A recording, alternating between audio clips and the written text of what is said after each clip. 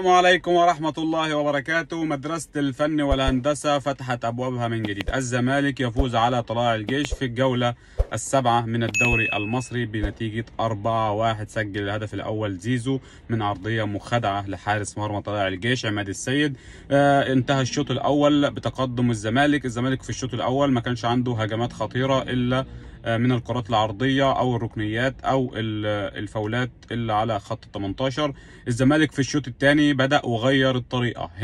هنا تحول الزمالك تحول 360 درجة بمجرد ما نزل مهاجم خد عيون مدافعين طلائع الجيش اللي كانوا على طول.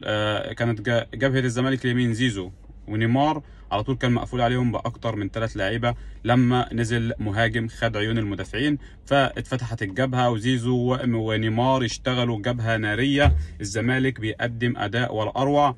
هجمه كالعاده من زيزو ونيمار. الهدف الثاني سجله امام عاشور من تمريره ولا اروع من نيمار. الزمالك قدم كرة كويسة جدا لحد ما نزل مين؟ أحمد فتوح. إضافة قوية جدا لنادي الزمالك خلال الفترة اللي جاية، خصوصا إن أنت داخل على مباريات صعبة وعندك الماتش اللي جاي بيراميدز، فهتكون مباراة كبيرة. فالزمالك كان محتاج في الوقت دوت عودة فتوح، خصوصا إن عبد الله جمعة قدم اداء سيء جدا في الشوط الاول. عبد الله جمعه قدم اداء سيء جدا في الشوط الاول، تقريبا نسي الكوره. عبد الله جمعه مش هو عبد الله جمعه اللي كان قبل كده. عبد الله جمعه تقريبا يمكن عشان كان قاعد على الدكه ما بيشاركش اثر على مستواه، ولكن نتمنى ان عبد الله جمعه يراجع نفسه مره ثانيه بعوده احمد فتوح. هدف ولا اروع، تيكي تاكا زملكاويه، اسيست ولا اروع من لاعب كبير زي امام عاشور اللي يسجل الهدف الثالث من فتوح. هدف عالمي من احمد فتوح. ان شاء الله عوده احمد فتوح هتكون اضافه كمان للجبهه الشمال في نادي الزمالك. هنا احنا ما بننتقدش فيريرا، هنا فيريرا لعب بالطريقه الصح. هنا الزمالك رجع لشكله الطبيعي اللي هو 4-3-3 او 5-2-3 زي ما تسميها سميها. هنا عاد شكل الزمالك، حاجه بسيطه جدا، الكره مش صعبه. زيزو يمين، مصطفى شلبي قدم اداء مش وحش برضه، ولكن تفوق الزمالك في الشوط الثاني بسبب ان الزمالك غير الطريقه ونزل مهاجم اللي هو يوسف حسن. كمان عندك يوسف اسامه نبيه سجل هدف مارادوني. يوسف اسامه نبيه جينات الزمالك، DNA نادي الزمالك. سجل هدف ولا اروع بعد ما راوغ اكتر من 4 لعيبه، وراوغ معاهم كمان حارس المرمى، وسجل الهدف الرابع في الدقيقه 95. هدف ولا اروع، وان شاء الله هيكون ان هو هدف الجوله.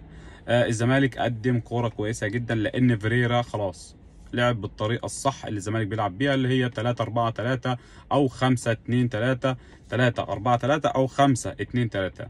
دي الطريقه اللي كان الزمالك بيلعب بيها واللي كان الزمالك ناهي بيها الموسم. مجرد ما الزمالك نزل مهاجم تغير شكل اللعب، فتحت الخطوط، الجبهه اليمين اشتغلت نيمار وزيزو، الجبهه الشمال اشتغلت برضه بمجرد نزول احمد فتوح مع مصطفى شلبي.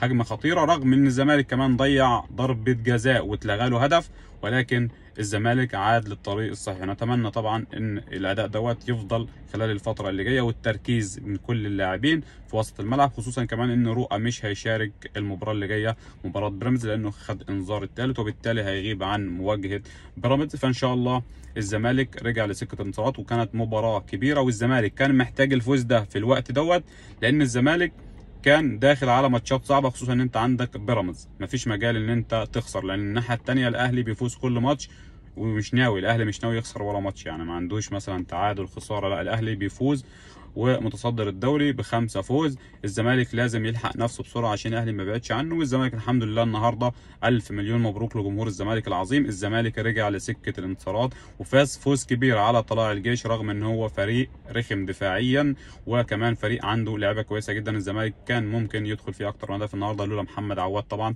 قلنا ما كانش ينفع ان الزمالك يجازف وينزل صبحي في مباراه المصري لانها كانت مباراه سهله. مباراه المصري كانت اسهل من مباراه طلائع الجيش، ولكن خلاص قدر الله ما شاء فعل. اللي راح. الزمالك يركز في اللي جاي، وكمان فيريرا يركز في اللي جاي، وان شاء الله الكره سهله. لو الزمالك لعب بالطريقه الصحيحه في الدوري المصري، الزمالك ان شاء الله هتكون 90% او 80% من ماتشاته هتكون سهله.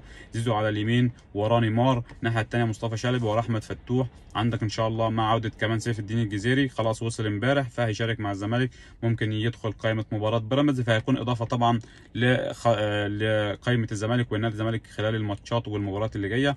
لازم ما تفرطش في اي نقاط تاني، خلاص الزمالك لازم يفضل مستمر بنفس الاداء بنفس الروح بنفس القوه اللي هو الشوط الثاني. الزمالك ما لعبش تيكي تاكا ولا ما فتح مدرسه الفن والهندسه مره ثانيه الا في الشوط الثاني، بعد ما عدل الطريقه ان الزمالك لعب الطريقه العاديه بتاعته اللي هي نزل مهاجم.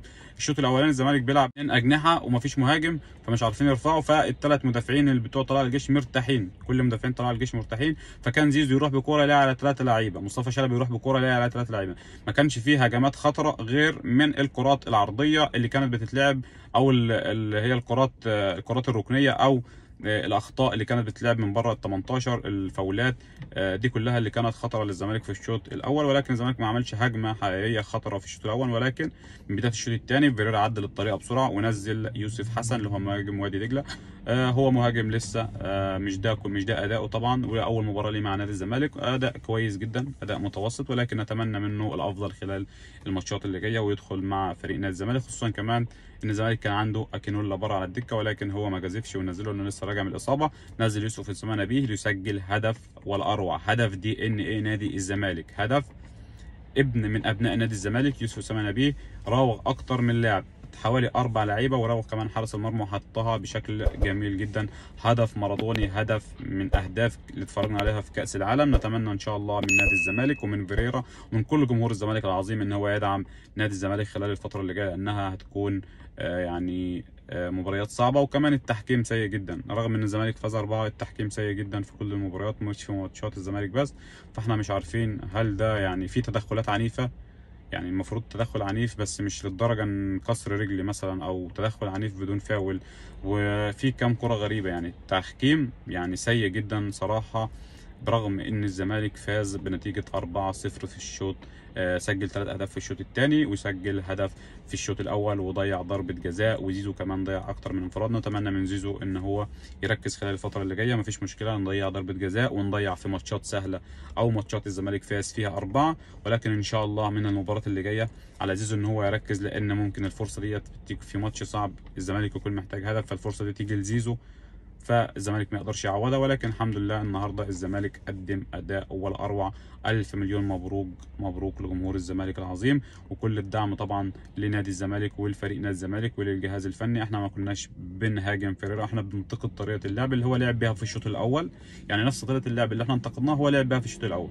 الزمالك ما تحولش تحول رهيب غير في الشوط الثاني، بعد ما الزمالك عدل الطريقه ونزل مهاجم وفتح خطوطه، الزمالك بدا يلعب بالشكل الطبيعي الشكل المريح، زيزو يمين، شفت اداء ولا اروع من زيزو. كم كوره، الهدف الثاني هو السبب فيه، لانه عدى نيمار ونيمار لعبها بشكل كويس جدا وهو شايف امام عاشور، وامام عاشور طبعا كالعاده سجل هدف الاروع وسجل هدف كمان، ولكن كان الحكم احتسب ركله جزاء. وبكده نكون وصلنا الى نهايه فيديو النهارده، اشوفكم على خير والسلام عليكم ورحمه الله وبركاته.